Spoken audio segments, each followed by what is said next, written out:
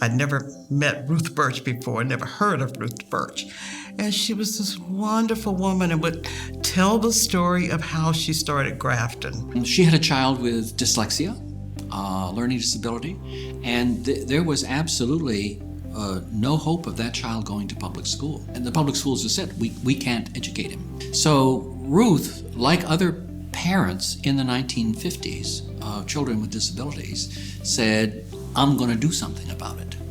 And she had two friends who also had children with disabilities. And she sat these three kids down at her kitchen table and opened school. People from as far away as New York State said, my kid has been refused to be included in public school.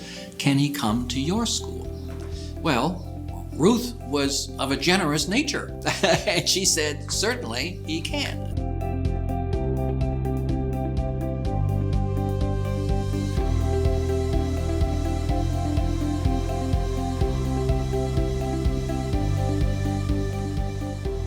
Oh my goodness, the growth.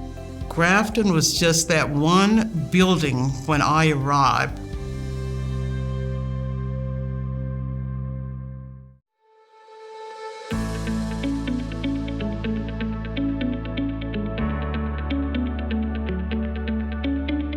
I've been here 30 years now. The biggest change is the reduction of the use of restrictive practices, primarily restraint and seclusion. I made a command decision, pulled all my executive staff together and said, here's the deal, we're getting out of the restraint and seclusion business. I love the idea when it was turning around, what can we do in place of these restraints and seclusion, which another thing I'm really proud of Grafton about is Grafton always seems to be the leader and what the localities are looking for. We're going to make sure that the kid or the adult has absolutely everything that they need. And there's not going to be a power struggle. I remember when we were first approached about getting rid of or the elimination of restraints, and it was scary at first because that was a tool that we had, and it should never have been a tool. It was a monumental undertaking, literally 300 plus restraints a month. We had workman comp ratings and prices equivalent to New York City Fire Department after 9/11. It was time to be fearless, courageous, but also really tap into that reservoir of compassion and care. So comfort versus control really is about that when someone that you're working with is struggling, that when they're at their worst, you want to be at your best. And really you want to do everything that you can to support them, to be trauma informed, and to help them through that situation. We never have to put hands on anybody, and we shouldn't have to, and it gives such a peace to our students that we serve as well as their parents. We then thought, well, if we can do it here with the hardest population, certainly we can do this and replicate it in other organizations.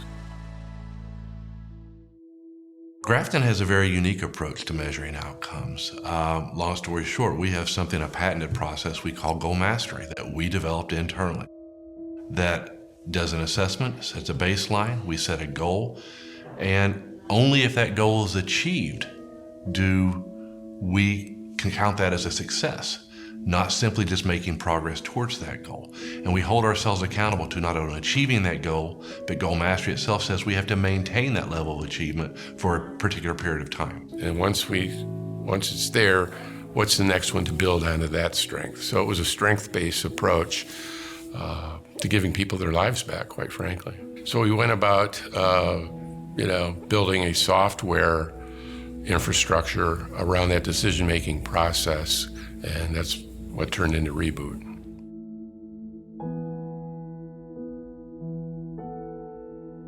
What the clinical model does is provide structure for goal mastery and our seclusion restraint data to inform long-term outcomes that we can then take to external entities and show, here's our model, and here's how we achieved it, and here's why it's successful. So we've got new technologies that we're deploying. We're looking at evidence-based practices and how best do we use them. We're getting on the cusp of being able to mine data. There are so many things that make Grafton unique in how and who we serve.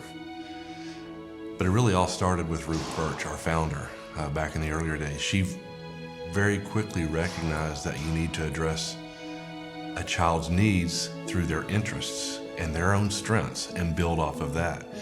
And it's interesting that today's market has caught up with that thinking from her thinking in the 1950s, and we understand now it is best to serve a child by addressing them through their strengths and their needs, and then recognizing their experiences inform how we serve.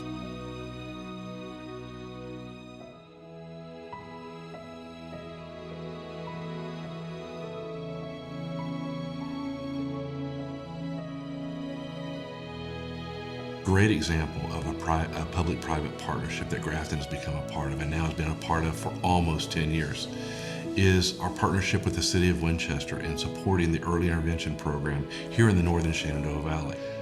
We entered that market. When we entered that market, there were 96 kids in service. Today, there are over 360 at any given time, with another 60 part of the intake process. More importantly, we've shown a strong partnership with the City of Winchester in making sure that we are invested in this community to serve a need that others weren't able to serve, and we were uniquely positioned to serve based on our knowledge base. We're a partner with Loudoun County on operating their youth shelter, the traditional children we serve, that plays a critical role in helping them address their community's needs for emergency housing for children who are at risk or maybe have lost a parent due to drugs or other interventions. Again, both of those are partnerships that show how we are part of our communities. Well, the family is really the most important part, to this dynamic. We'll be here, working with so many different people in our time as an organization. But each family, when they come to you and when they come to an organization like Grafton, this is a critical point in their family's dynamic, And so we really want to make sure that they understand that we are here to serve them and we're here to help them. And they may be at different places in that treatment process, but we will meet them where they are, and we will hopefully help them to get to a better place. Grafton, specifically the last 2 to 3 years, has really made families a centerpiece of our outcomes and our results.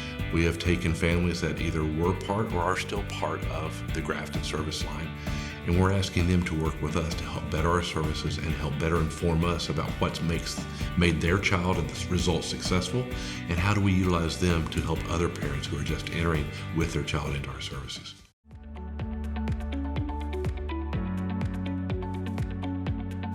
We had a student named Stephen, and Stephen was on the severe end of the autism spectrum, and he only had one oral expression. He didn't have any other, and it was, "Where are we going?" And I said at staff meetings frequently, we have to remember Stephen's question. Where is he going? And where are we going? That is that focus on outcomes for individuals that helps us keep our connection to Ruth Birch. I would love to spread us around so that more people had access to what we can do.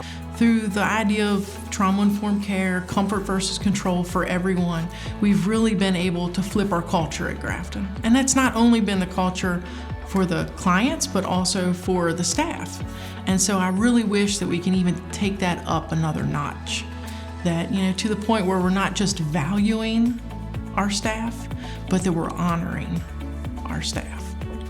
But I think that if we could do that for our staff, that we could actually leave a legacy across behavioral health care, that would definitely be something that Mrs. Birch would be proud of. There have just been so many wonderful things that Grafton has done for the community, for this country, and even outside the country. And as I hear about all of that, it just fills my heart, because that's what Mrs. Birch would have wanted. Grafton will continue to be who it's always been. We will continue to find solutions for the complex needs of the communities we serve.